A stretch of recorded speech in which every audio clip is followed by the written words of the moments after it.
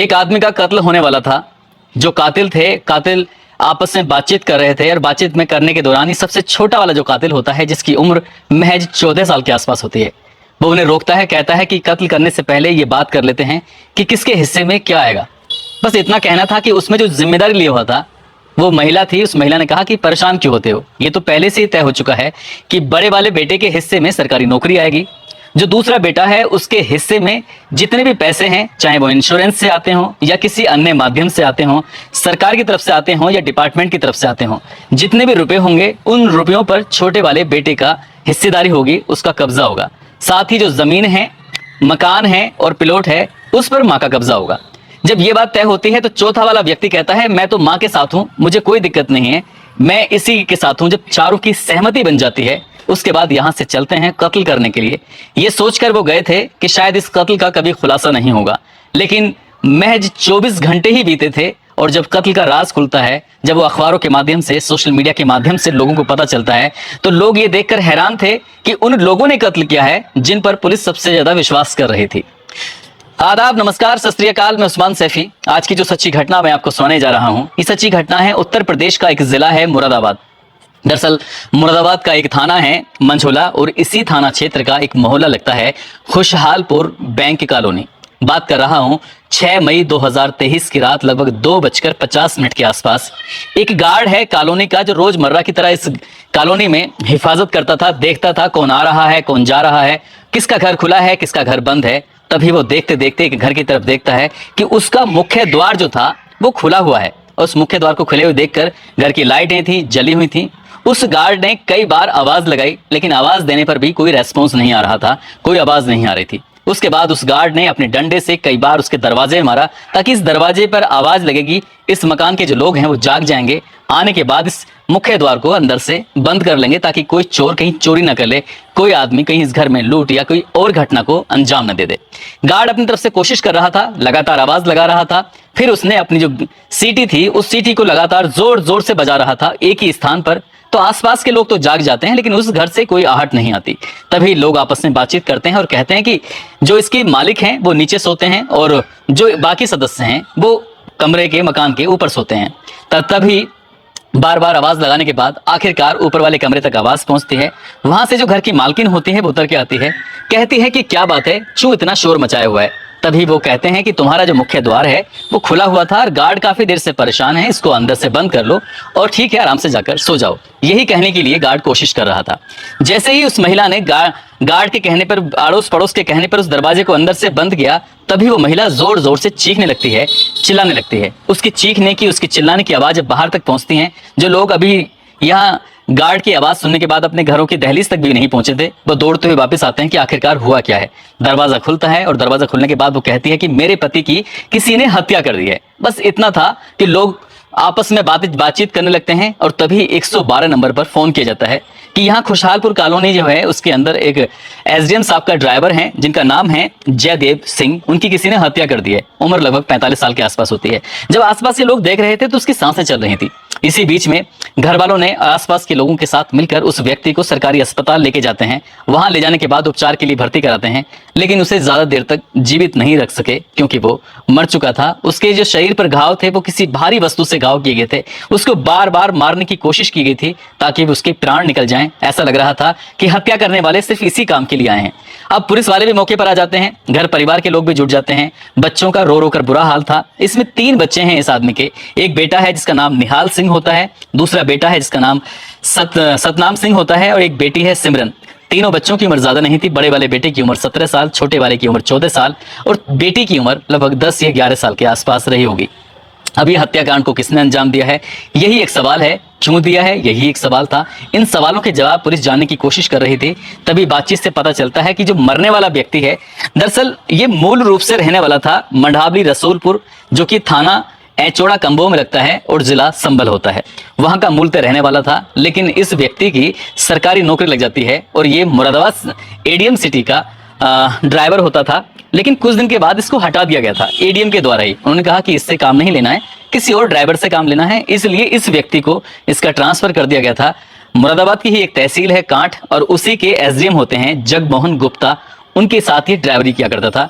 लेकिन 6 तारीख की रात को आके सोया और सोने के बाद किसी ने इसकी हत्या कर दी थी। हत्या क्यों की थी, पुलिस वाले इसी का सवाल के जवाब जानने की कोशिश कर रही थी। घर के एक एक सामान को चेक किया गया, घर की सीडीआर जो मोबाइल थे उनकी सीडीआर देखी गई, सीडीआर के माध्यम से भी कोई सफलता नहीं मिल पा रही थी। घर में लगा सीसीटीवी जो कैमरा था वो बंद था। बंद क्यों था, यहीं से पुलिस को एक शक होता है। अब पुलिस ने इस घर के लोगों से बातचीत जब करना शुरू करते हैं तो इस घर के अंदर 4 सदस्य रहते हैं, माँ, 2 बेटे और 1 बेटी। अब माँ को देखते हैं तो पुलिस माँ को देखकर बड़ी हैरान थी कि आखिरकार माँ इतनी छोटी कैसे हो सकती है, जबकि बेटे की उम्र 17 साल है और माँ की उम्र लगभग 22 साल के आसपास होती है। दूसरे बेटे की उम्र 14 साल है तो माँ की 22 साल, मतलब माँ छोटी और बच्चे लगभग उसके बराबर के कैसे हो सकते हैं। तभी पता चलता है कि जो ये जयदेव सिंह होता है ड्राइवर एसडीएम साहब का, उसकी पहली पत्नी होती है पुष्पा कौर और 25 जुलाई 2020 को इसकी पत्नी की मौत हो जाती है। हार्ट अटैक से मौत हो जाती है। बहुत ज्यादा परेशान था अपनी पत्नी की मौत को लेकर। बताते हैं कि हार्ट अटैक से मौत हुई थी। तभी पुलिस ने और जांच पड़ताल की कि तुम्हारी शादी कैसे हुई। तब उसने बताया कि उसकी शादी जो हुई थी 25 नवंबर 2022 को उसकी शादी हुई थी। लेकिन अपने से आधी उम्र की महिला के साथ शादी करना ये अपने आप में एक बड़ी बात थी, जबकि बच्चे उसके जवान हो रहे थे। बार बार जब उस महिला से पूछा गया, पुलिस को जब उन पर शक हुआ और पुलिस ने जब एक सवाल पूछा कि तुम्हारे घर में लगे हुए सीसीटीवी कैमरे सिर्फ रात ही क्यों बंद हुए थे, इसका जवाब किसी के पास नहीं था। जब पुलिस ने अलग अलग पूछताछ करने की कोशिश की है तो उसमें चौंकाने वाली बात सामने आती है। दरअसल बात सामने ये आती है कि जो बड़ा बेटा होता है निहाल, उसकी जो सौतेली माँ होती है दीपा कौर, जिसकी उम्र 22 साल के आसपास होती है, इन दोनों के बीच में अवैध संबंध बताए जा रहे थे। इसी बात का शक था उसके ड्राइवर को, जयदेव सिंह को, और इसीलिए वो आए दिन, शादी के महज 5 ही महीने हुए थे, ये 6 महीने के आसपास का समय हुआ था, और इस व्यक्ति ने अपने बेटे को, बड़े वाले को, निहाल सिंह को, और अपनी पत्नी को दीपा कौर को रोज किसी ना किसी बात पर पीटता था, उसको मारता था। वो कहता था कि तुम दोनों आपस में एक दूसरे के साथ संबंध बनाते हो, रिलेशन बनाते हो, और जब भी मैं घर से बाहर जाता हूं तब तो तुम अक्सर करते हो। इसी बात को देखते हुए बस उसे मौके की तलाश होती थी। हालांकि ये चारों लोग एक साथ जरूर रहते थे, लेकिन जयदेव को ये बात बहुत ज्यादा अखरती थी। वो रहता तो अपने ऑफिस में था, एसडीएम के साथ रहता था, लेकिन उसकी नजरें, उसकी निगाहें घर में रहती थी। इसीलिए उसने अपने घर के लगे हुए कैमरों को भी ऑनलाइन कर रखा था। अक्सर वो अपने घर के कैमरों को देखा करता था। ऑफिसर पूछते थे कि क्या बात है, तुम अपने घर पर बड़ी नजर रखते हो, तो कहता था साहब ऐसी कोई बात नहीं है। लेकिन उसका शक था कि उसके बेटे का और उसकी पत्नी का आपस में अवैध संबंध है, एक दूसरे के साथ फिजिकल रिलेशन है। घर जाता था शराब पीकर अक्सर, और वो जाकर अपनी पत्नी को बेरहमी से पीटा करता था। बचाने के लिए अगर बेटा आता था निहाल तो उसको भी बहुत बुरी तरह से पीटा जाता था। दूसरा बेटा आता था सतनाम सिंह, तो उसको भी बहुत बुरी तरह से मारा जाता था, पीटा जाता था। रोज रोज बस यही किस्सा था। इस घर से चीखने की और चिल्लाने की आवाजें आती थी, रोने की आवाज आती थी। तभी इस लड़की ने, जो कि उसकी दूसरी पत्नी होती है दीपा, जो कि जलीलपुर गांव है, थाना चांदपुर में, जिला बिजनौर में, उसने अपने सगे भाई नीशू को फोन किया। नीशू कुमार को फोन करके कहती है कि भैया अब तो मैं थक चुकी हूँ, बहुत ज्यादा हद से बर्दाश्त हो रही है। ये व्यक्ति जिसके साथ तुमने मेरी शादी की है, जयदेव सिंह, रोज मुझे किसी ना किसी बात पर मारता है, पीटता है, करूं तो क्या करूं। वो अपने ही बेटे पर शक करता है, उसको भी मारता है। हालांकि इस दीपा कौर की वजह से उसने बड़े वाले बेटे को, निहाल को, रुद्रपुर भेज दिया था कि तुम जाकर वहां पढ़ाई लिखाई करो, तुम मुझसे दूर रहोगे तो शायद तुम्हारे पिता को शक कम होगा। इसलिए निहाल अपने रुद्रपुर में जाके चला जाता है पढ़ाई करने के लिए, और यहाँ पर वो महिला और 2 बच्चों के साथ रह रही थी। लेकिन इसके बावजूद भी जयदेव सिंह किसी न किसी बात पर पिटाई करता था। तभी नीशू ने कहा कि ठीक है, मिलकर प्लान बनाते हैं, परेशान क्यों होते हो।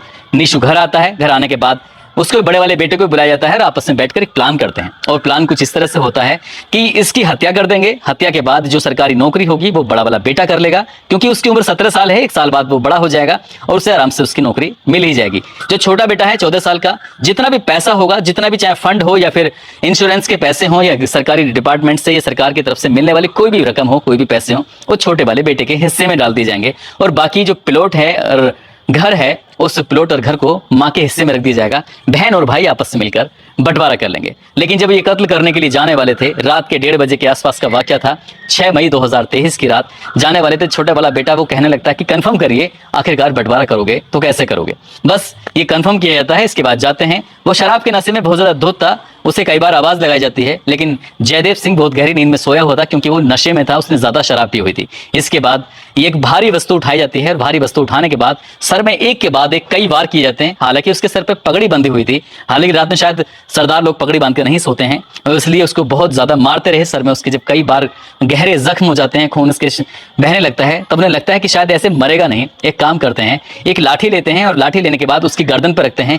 एक साइड में एक बेटा बैठ जाता है, दूसरे साइड में दूसरा बेटा बैठ जाता है। बाकी परिवार के लोग उसके पैर को पकड़ लेते हैं ताकि वो चीख ना सके, हिल ना सके। हालांकि भारी वस्तु लगने के बाद वो पहले ही बेदम हो चुका था। जब उन्होंने कंफर्म कर लिया कि ये मर चुका है, लेकिन उसकी मौत तब तक भी नहीं आई थी। जब घर वाले, परिवार वाले या गार्ड के आने से जब देख रहे थे तो उसकी नब्ज चल रही थी। जब लोगों ने देखा तो उसको कहा कि इसे हॉस्पिटल लेके जाओ, शायद ये बच जाए। लेकिन तब तक उसके सर से काफी मात्रा में खून बह चुका था और उसको ज्यादा देर तक बचा नहीं पाए और वो मर चुका था। परिवार के लोगों ने काफी नाटक किया, दोनों बेटों ने भी नाटक किया, पत्नी ने भी नाटक किया और पत्नी के भाई यानी कि साले ने भी काफी नाटक किया, लेकिन उनका नाटक 24 घंटे से ज्यादा चल नहीं पाया।